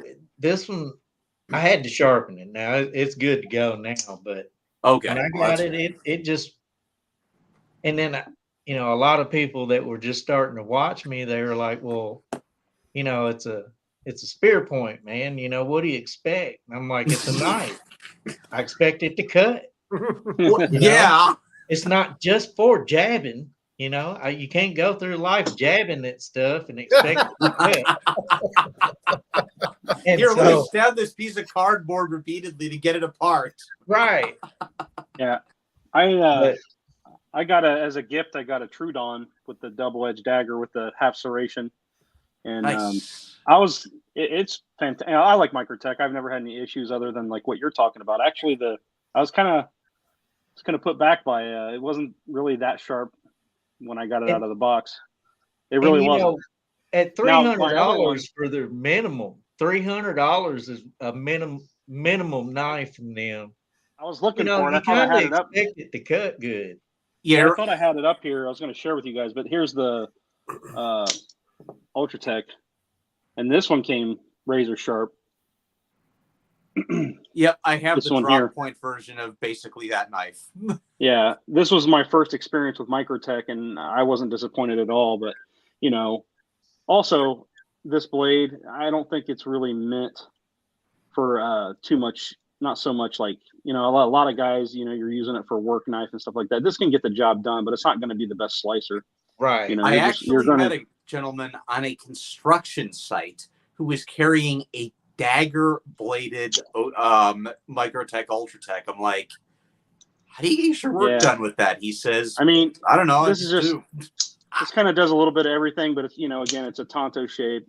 The way they've done the grind and the thickness on the type of grind it is, it's not necessarily a slicer, but it can get through. It's got the M390 on it, or actually no, it's a 204 XP, so it's a good steel and it's a good knife.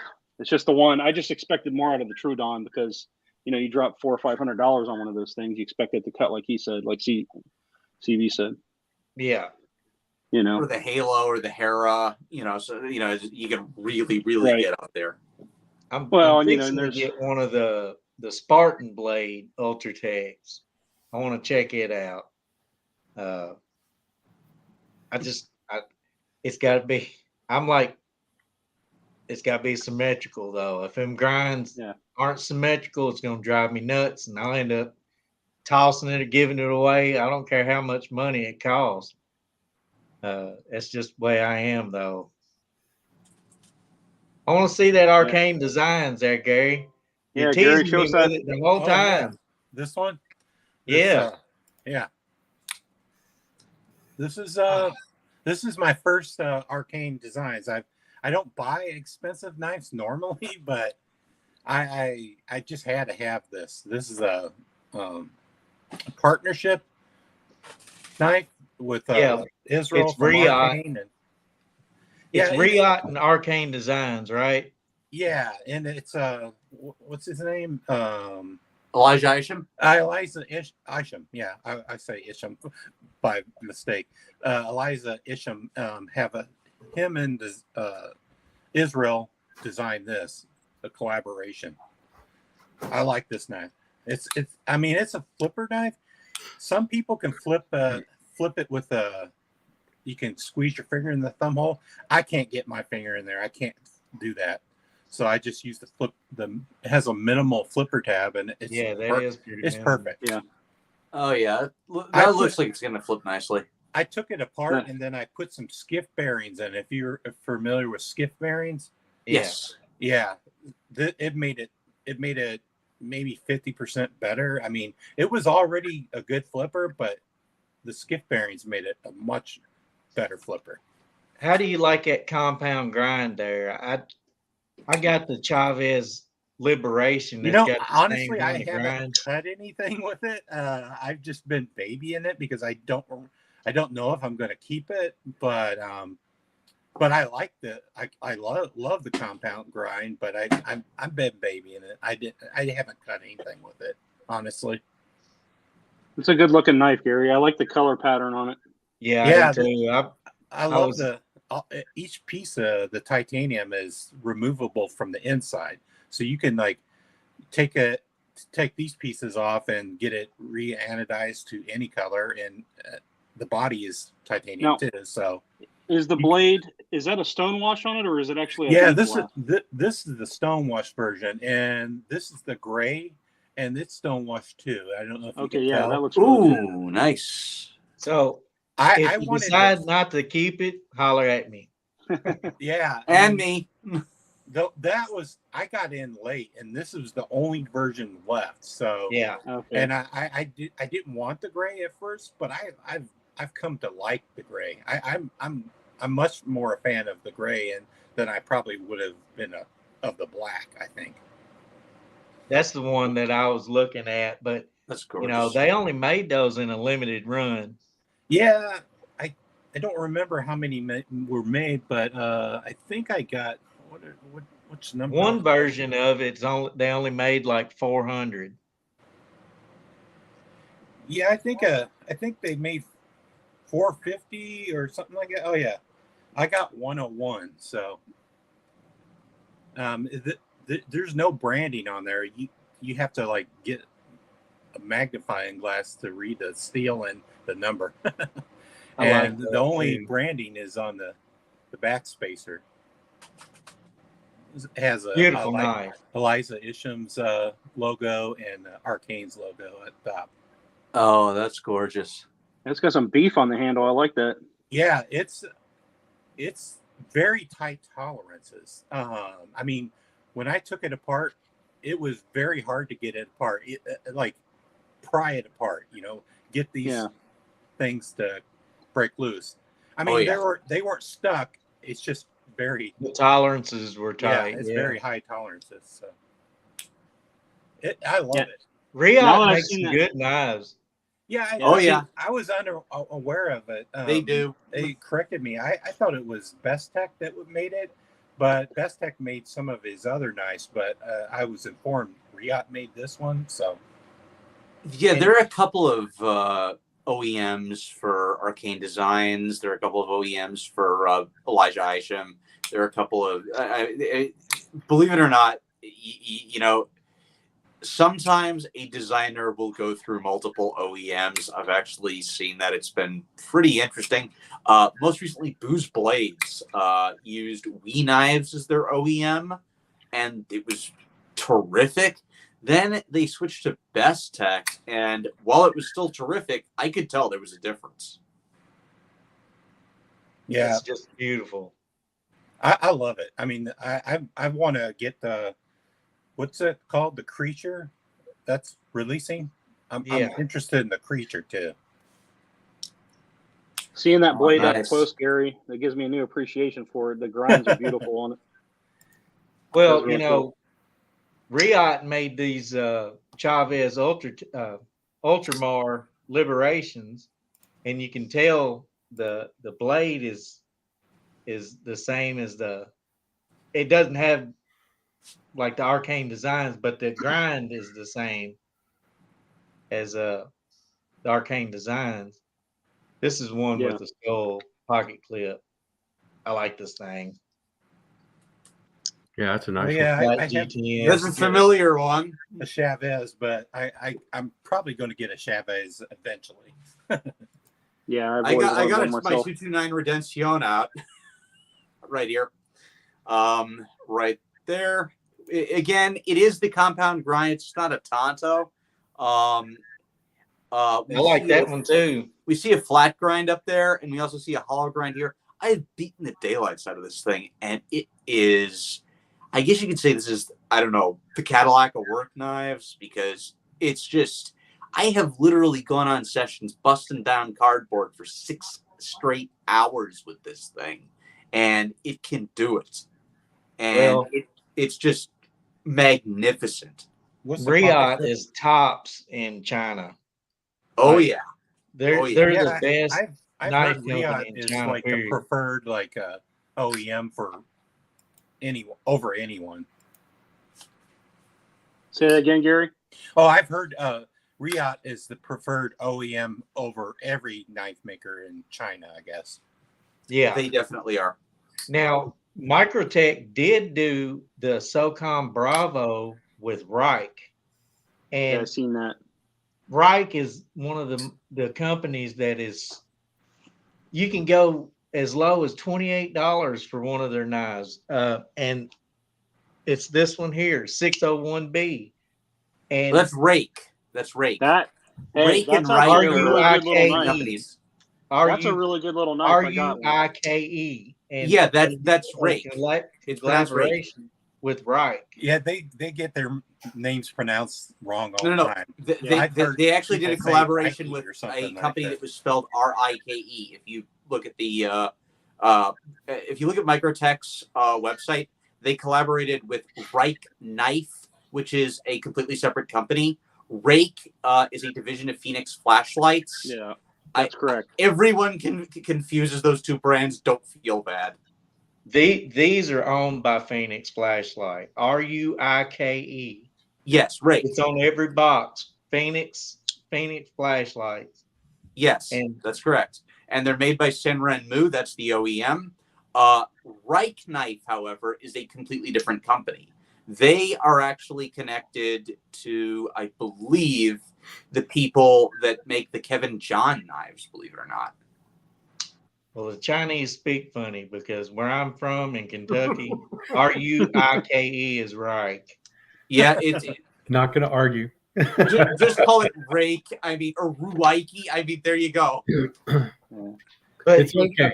my point is, that some of these companies we don't really hear nothing about, and make a $28 knife. It's just freaking awesome. Is Oh, doing yeah. Yeah, that one's stuff done with really, really well. companies like Microtech, and some of these companies are getting pretty good. There's also a company that I should add that's called Beyond EDC. BYOND EDC. Yeah. They Yep. make some really nice knives. Now, if you look closely at the hardware, you'll notice that they are the exact same OEM, and you'll know who manufactures them if you have some of them. They're Gonzos. Really, Gonzo. like the Firebirds. Yes, they are made by Gonzo Tool. I like Gary? Gonzos. Beyond Well, EDC is? According Beyond EDC. They are owned by according Gonzo. if They're done at had the no very idea. least by the same OEM. You can look. The hardware is 100% identical. Gary, Interesting. Gary, I hate to change the subject, but I've been eyeballing that. Looks to be like a slip joint junior side buster with an orange handle. Oh, this one? Yeah, is that a Marbles? Oh, No, that's a Rough Rider. Well, that's a Rough Rider. Okay. That's the The new. I brought out the 3 new Rough Riders. Oh well, there's more of them. I think there's 5 of them. This is the APTA line and BG10. I've got the Warren Cliff one in front of me too, Gary. With the 'Cause micarta. I saw that Marbles has a line of orange handled knives, and it kind of looked like that just from the picture. Yeah, this is the Rough Rider line. Okay. Yeah, The Aptas are really nice, Gary. I Yeah, like the ones think I've they're got. I think they're really nice. And the I mean, VG10 steel on them is nice too. yeah, and this is titanium, so you can modify it or you can customize it, mod it. Yeah, and supposedly they were made to swap blades, so they all fit. Yeah, All the pivot. Yeah. Yeah, that's all the pivots I and was everything. going to do a video then swapping the blades around just for the hell of it. I don't know if I have to swap the back spring too, because I don't know if the back spring goes with the blade. That's a good question. So I'm going to experiment, and eventually, I like this blade for some reason. I just love this blade shape. Is it chisel ground? Oh no, it's both sides. It's Okay. not chisel ground. I thought it would be, but it's not chisel ground, and there's no grind on the. It looks like it's Okay. ground in the tip, but it's not. It's just a It's swedge. just a swedge. Yeah. It's still pretty cool. Still a good swedge. There's I think it's a what is it called? I didn't buy it. I think there's a Blue Jean Micarta version. It looks kind of nice too. But that was the one I was kind of gravitating toward myself. I mean, I included I did a pre-knife of the year, and I included these because I'm going to break it down to budget and stuff like that. I think these were well made for a Hey, Rough Gary. Rider. I got the Micarta one right here. Oh, okay. Oh, okay. Yeah. How do you like the slicing? How do you like the slicing on that? Because I'm thing actually, like Warncliffe it blade. seriously blew me away. I did not expect the grind to be so good on it. oh And wow. Yeah, and it's got like a good spot for the relief edge. You know what I mean? I've just ripped through tons and tons of cardboard with this thing. And I am the getting VG10 that after this live stream. I kid you not. Yeah, and this fits. This is the Apta, so it fits. Those ones that Gary just showed. Yeah, Supposedly, I haven't tried to swap them out yet, but I'm going to. I think And the Micarta, it's more of a gray. As soon as this live stream's done, Yeah, right. But okay. yeah, it's a great blade, man. I I'm was not calling kidding. it Blue Jean, but I think I was looking at different pictures. Well, there's Oh, another one. wow. Hold on 1 second. I think this was the one. No, sorry. I don't think I have it on me. Here it is. There was this one, but this isn't the Apta. This is the work knife. Nice, Yeah. nice knife. Oh, okay. Yeah, there's that one. And it's pretty good, but it doesn't have the edge. It doesn't have the width of the blade, the height. And that is So- a hollow grind that looks like on the Apta. Yeah.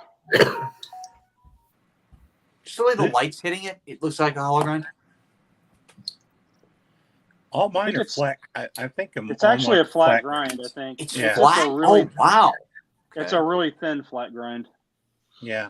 Well, Would nevertheless, Yeah. I'm gonna give it a try.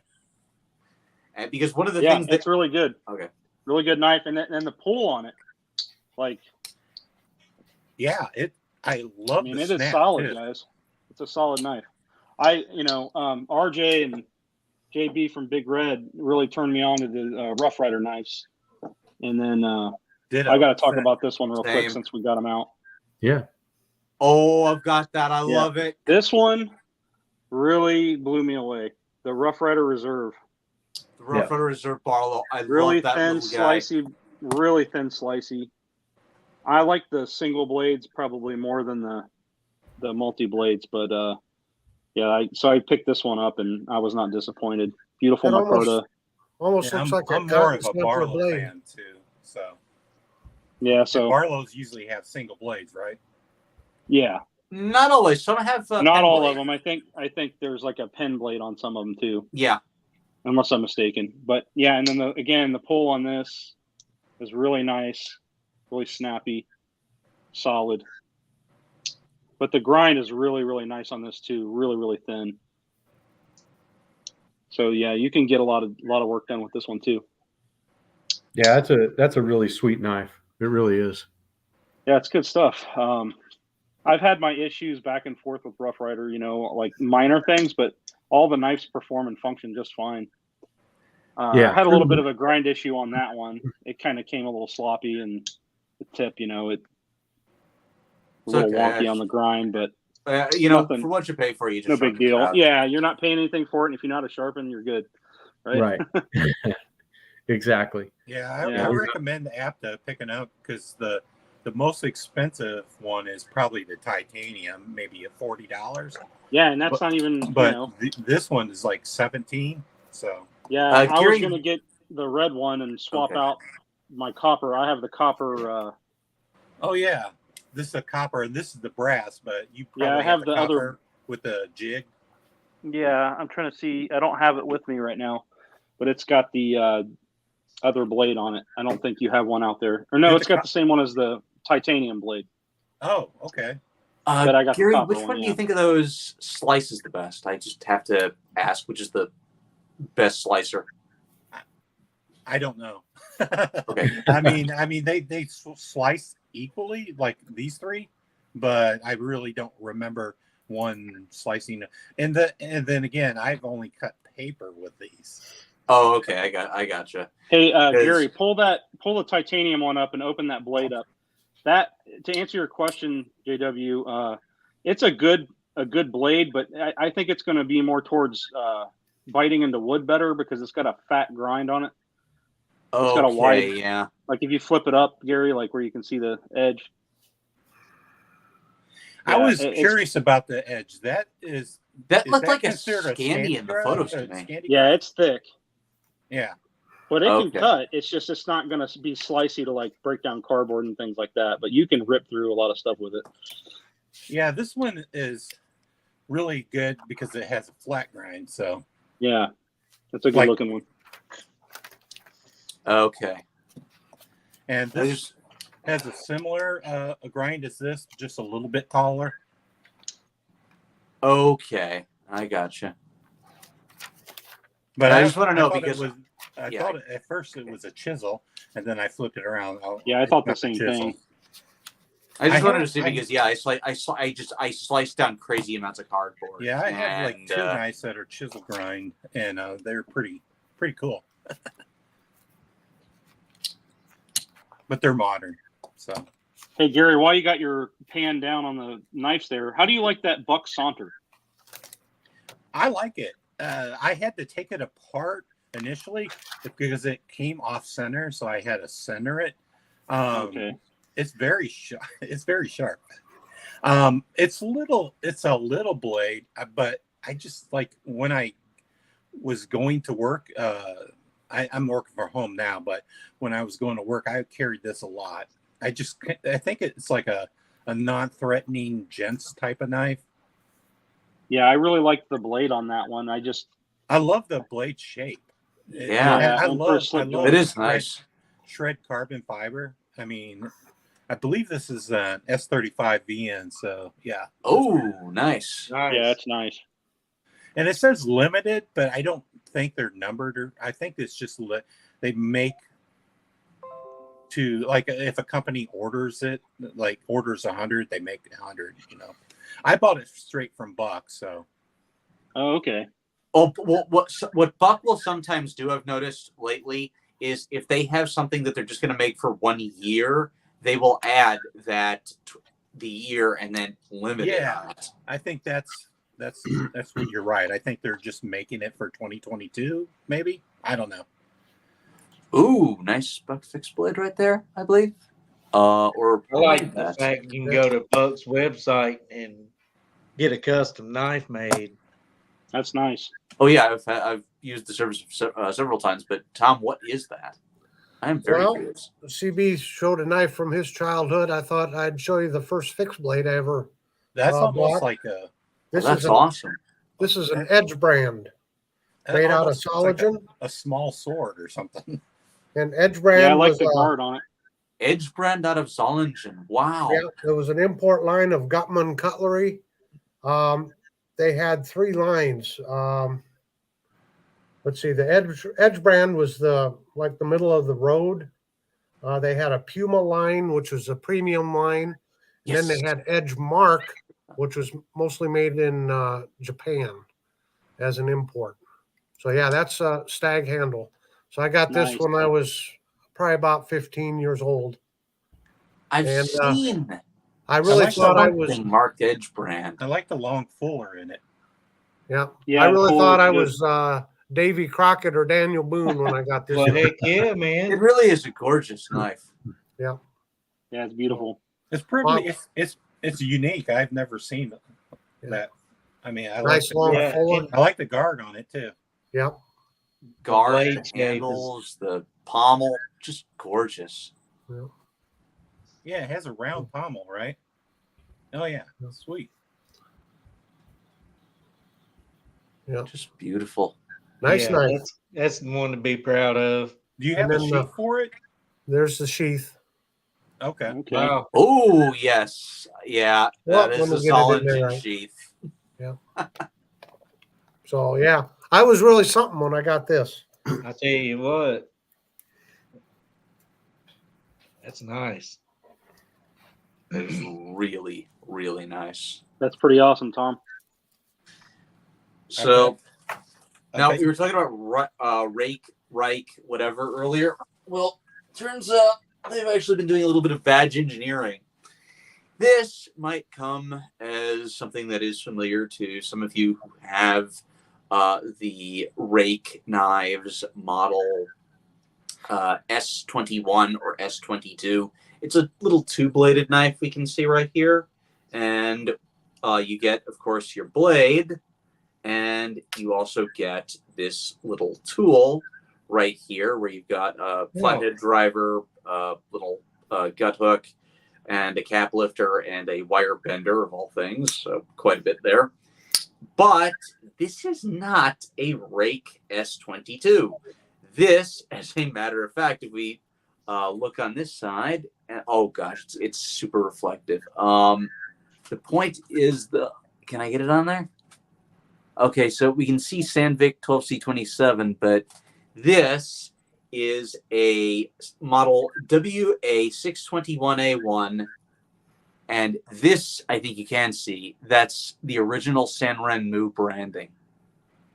They actually, what they did, what Rake Knives did, because as I said, they are made by Sanrenmu, they just took a knife that was already being made by Sanrenmu and they just had it rebranded. And if you think they're unique in that, they're not, because no, they all do it. Boker does the exact same thing with the Tech tool. And by the way, they don't even bother to do it. They do it with the exact same knife. Matter of fact, the one that seems to be the most popular as far as a Boker Tech tool and is this knife here, this right here. Now, Okay. this, we look at it and we actually see the Rake Knives logo on it. And Yep. you may be like, okay, well, the thing is, this is the M31B. And the Rake Knives M31B. And apparently there was some issue where they did not want to compete with Boker. So this actually wound up being a fairly uncommon knife. I actually found this out only within the past week. I didn't know that this thing was uncommon at all. And the only difference between this and the Boker Tech Tool City 3 is that the Boker Tech Tool City 3, you can actually reverse the pocket clip from here to there. Otherwise, they are the literal exact same knife. And oh, by the way, in case you want one with Sanrenmu branding, you're going to look at the WA 732, I believe. So you can get this branded 3 different ways, exact same knife, no differences whatsoever. Except for the price point. No, I believe it or not. Okay. The Sanrenmu is the Sanrenmu and the Rake are actually the same price. They are both going in the $32, $33 range. On the other hand, if you want the Boker Tech Tool City, that's going to cost you $68 for the ability to reverse that clip from here to there. Hey, real quick, I just want to say hi to to Jersey Knife Guy. Hey, Pete, how you doing? Pete, how you What's up, doing? Pete? And Well, Pete, I Thrifty am sorry Kniffy. about the Phillies last night. How you doing, TK? I understand you're still under the weather a little bit, so get well soon. Yep, for sure. Yeah, we'll have him on here one of these days. I was talking to him about it this week, but he said he's feeling pretty sick. So I as would soon as he be gets all Yep. ready to go, then we'll definitely have him on one of these panel shows. absolutely. Man, I've not been keeping up with the chat. I'm just taking a look at that. Oh yeah, Let's we got a see. lot of good stuff in the chat. But here, let me show you. Here is a slip joint when we're talking about slip joints. This is not a Rough Rider, but this is the Rosecraft Blades swayback or Clinch River swayback. Yeah, Oh. RJ. Yeah, I had it sitting right by my computer, waiting to talk about that thing. Okay. That well, thing, Oh, that nice. knife is Talk about it. amazing. yeah. That's awesome. Yes. I like that. Nice. I like that Wow. finger Morning. choil. Got the nice finger choil, and look at that bone, that bourbon Yeah. color bone that they did. That is Oh, just wow. It's Awesome. stunning. yes. I bet So they'll sell more of the traditionals than the modern. I have a feeling they will too. Let me Yeah. back out of here so I can show. We'll see what that Jack's got his. Yep, same one. Yep. I tell you what, I've been getting back a little bit into the traditional roots, and this is about as good as you're going to get. Absolutely. Did you buy your from Blue Creek Knives? I did not actually. I bought it directly from Rosecraft from their okay. website when they had them up, and I was afraid they were going to disappear, and I got it just in time. But I'm waiting any day now. They should have something coming up here soon with the rest Yeah. of their line. I think they are coming out with stuff soon. Yeah, I mean, and you get the D2 steel. I mean, that's nice too. You got a good high carbon steel, Yes. and the craftsmanship is just, the detail is all there. The bolsters look beautiful. The bone, it just, when you get it, yeah, I mean, you have to get it in hand and see it in person to really get Yes. to appreciate it that Absolutely. much. I like And, the finger choil. Oh yeah, the finger choil is cool, and You lose a I little was- cutting edge, but I don't think it's enough to matter. no, As a I'm Spider really Co excited. fan, I love it. I'm really excited to see what these guys release in the future, because if I understand correctly, they're trying to work in-house in the United States to produce their knives. Yeah. Yeah. Eventually, Ooh. the goal is to all make in the U.S. So Yeah, I really hope they do that, because I mean that's a knife company that we can all stand behind. Proudly. but they all That's have making to good stuff. I be mean, not more only this expensive, though. though. Yeah, I mean, you know what though? I'm willing to pay the more money for it. You're If they're going to produce a quality product, I'm going to pay every dime for it. Absolutely. But But the thing, I understand that these knife makers, a lot of them are just guys in their garage, in Yeah. their little shop out back. And, in order to be able to get their stuff out to us, a lot of them have to, go over to China and get some guys to just Yeah. produce it for them until they have the ability to mass produce it here. And There I'm are some good with great that. OEMs there, by the way. But that's not a knock on them. I mean, No, it's not. there is, like, if you choose Sanrenmu, if you choose Best Tech, because they're now a big OEM, if you choose, I mean, if you can afford it, Rayot. At this point, you're getting fine quality, and you're also supporting the little guy. I mean, in the end, that's who really gets Yep. a lot of the money, is that little guy, that figurative little guy. Rather than, because I know people, I know that there are China boycotters that probably watch this channel, but I will buy a knife from any country simply because, first off, I've studied economics, and second off, the people that you're really penalizing are the designer, and you're also penalizing like the people who work at the the knife retailer, or especially if it's a brick and mortar store you're buying it from. Well, Took a trip to the Philippines, and Tom. Nice poker. Oh yeah. Is that a rough is that what I think that is, RJ? Oh, wait a minute. What Is is that it? a lion steel? Buffalo knife and tool. No. Okay. That's right. This is a roper. This is Oh, it's a roper. Oh, it's a muskrat. boy, I blew that one. Yeah. Yep, this is a muskrat. Another great bargain line if you guys are looking for slip joints and stuff. Definitely check out the Roper knives. And I have AB them bookmarked. yeah, Are with Ropers made in ABKT, I have a discount code, so you guys can save 20% if you go to their website. Okay. So I have a code RJS. RJS. It'll get Got you 20% off everything at their website. So I'll get a guys- trapper. In Yeah. your honor, I'm going to get a trapper. okay, well they have several good ones. Okay. I didn't bring any out in this particular session. Ooh, but- buckbird Okay, that's a knife. different one. Buckbird knife alert. Yeah, yep, the Buckbird knife. It was made That- by Camillus. The early buck slip joints first were made by Schrade, and then they contracted with Camillus in Buck's own words until we learned how to make them ourselves. Initially they didn't have the tools and the machinery to make the slip joints, but obviously eventually they did. From what I've understand though, this bird knife was always made by Camillus. Buck never made any of their own. They quit making them quite simply because they just weren't selling enough of them. That's a shame. I would definitely buy that one. That is just.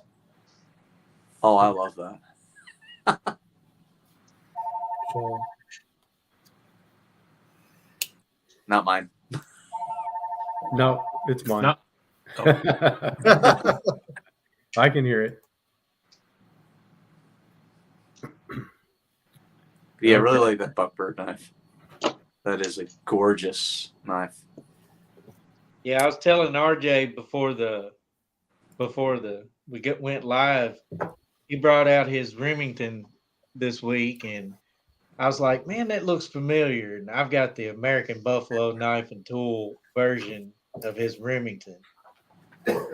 Right. Yeah. By the way, It's a Here's- great knife, Okay. but the flipper, like, I don't know. It's hard to get it to come on out. It just don't want to work right for me. I don't I know. don't See, have a it didn't problem even with lock the- in. I don't have a problem with that. oh, those one. are the original Remington knives that Tom's holding up that directory to Remington UMC back when they were Remington Union Metallic Cartridge. They had a knife division that they sold to Pal Blade Company in 1941. So we're talking between the wars, there were some amazing Remington knives.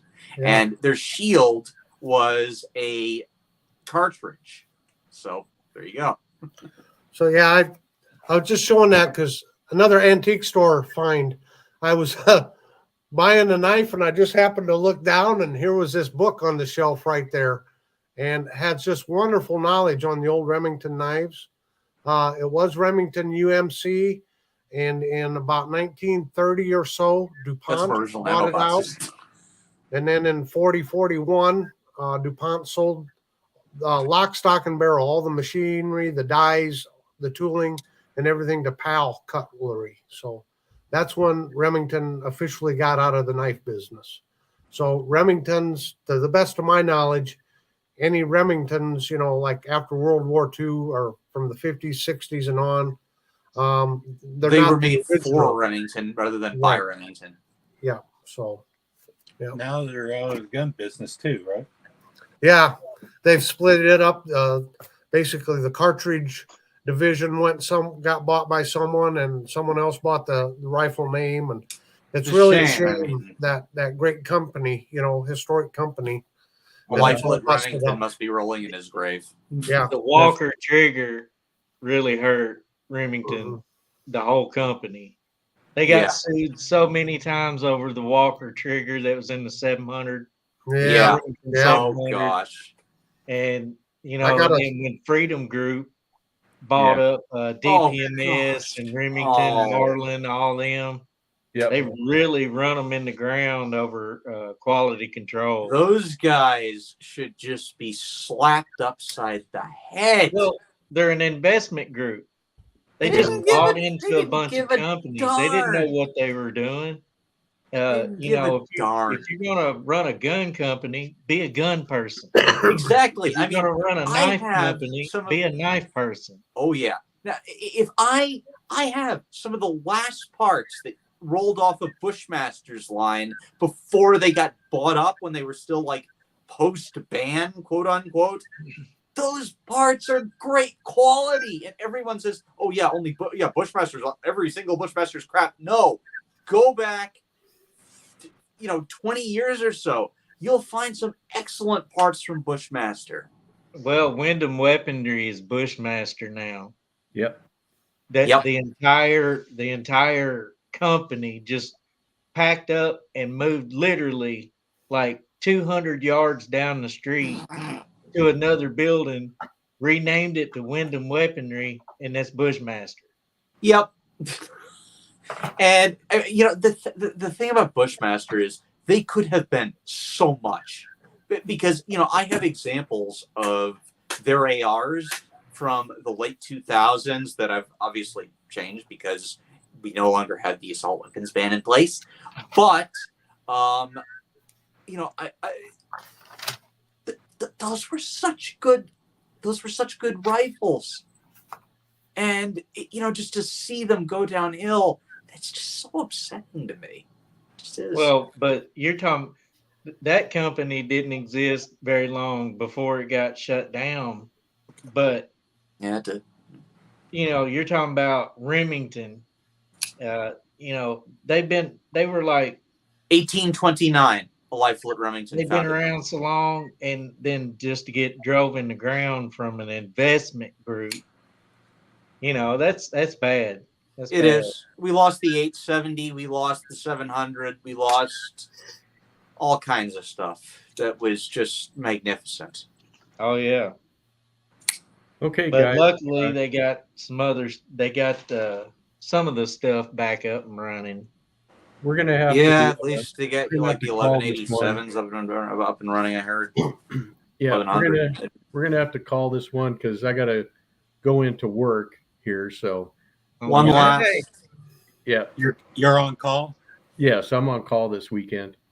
So I'm gonna have to go in here. So we're gonna go ahead and wrap it up. I just want to thank all you guys for coming on today. Absolutely. And thank everybody in the chat. And yeah, we'll definitely do this again, and we'll just pick up on these conversations either during the week or next weekend. One or the Free other. Fiskars Gerber LST. Just wanted to let anyone know who was wondering. Yep. those Thanks, are- RJ, for having us. Nice to meet Absolutely. you. RJ. Thank you, RJ. I Thank appreciate you, and it. have a good guys. one. Nice to meet Good all one, y'all folks. finally. You bet. All right, we're going to finish the broadcast here. So long, everybody. Bye. Bye-bye.